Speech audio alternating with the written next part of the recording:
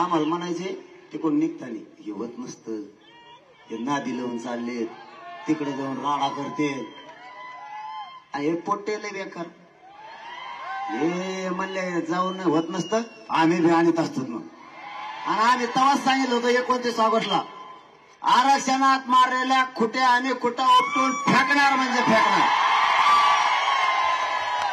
खुटा फेकला, पाचरा फेकला, दुसरी ठोकली. मराठ्यांच्या नादी नाही लागायचा. जर तुम्ही आम्हाला छेडण्याचा प्रयत्न केला तर आमचा नाविलाज आहे. आम्ही आत्ताही गावखेड्यात ओबीसी बांधवात आणि मराठा बांधवात वाद होऊ दिला नाही आणि आयुष्यभर होऊ देणार नाही. कारण आम्ही लहान आणि छोटा भाऊ म्हणून आत्ताही गुन्हे गोविंदांना आणतो. साहेब आमच्या गावखेड्यात आत्ताही पद्धत आहे, एवढंच घेतो मग संपितो आता. कारण मला लेखाचा कच बोलायची सवय पहिल्यापासून. आम्ही गावखेड्यात हे आमच्यात लावतात भांडणं. जर नाही पाडला तर कचा कच घोड्याला येते एकामेकाला. इतकं प्रेम आहे त्यांचं एकमेकावर. गावखेड्यातली पद्धत आहे आमची. आणि हे येते आणि हे म्हणतात मी नेता. काय नेता यार तू?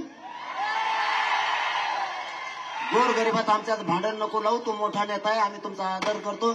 आमचा माणूस म्हणून विरोध नाही, हे तुमच्या विचाराला विरोध आहे.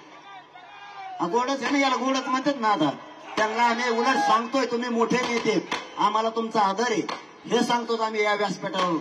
मराठ्यांचा त्यांना कधीच विरोध नव्हता. मराठ्यांनी त्यांना भरघोस आयुष्यभर मदत केलेली. त्यांनी विरोध करू नये यासाठी हा विषय होता. आमच्यात वाद लावू नये. माझं आता आपल्या सगळ्यांना एकच सांगणं आहे की शांततेत हे वर गेलेच कसं काय मला मिळाला जाणार. हे कलाकारच पोट्टे आणि ते तर टपाडावरच जाऊन बसले. आता तुम्हाला फक्त एक विनंती, आपलं सगळं काम झालंय. आता देश टिकवण्याची आणि ते लावून धरण्याची जबाबदारी सरकारची. आम्हाला न्याय दिलाय, या गुलालाचा असाच सन्मान राहू द्या. कारण हा गुलाल त्या अध्यादेशाचा आहे. मराठा बांधवांना माझी हात जोडून विनंती, खाली बसा सगळे. आणखी राहिले ना मग पुढे निघाली, मग मला सोडून चालले काय? बसा खाली. मग सगळ्यांनी गाड्या दमाने हाणायच्या. आपण आपल्या गावाकडे गेल्याच्या नंतर तुम्हाला काय करायचं ते करायचं. आपल्याला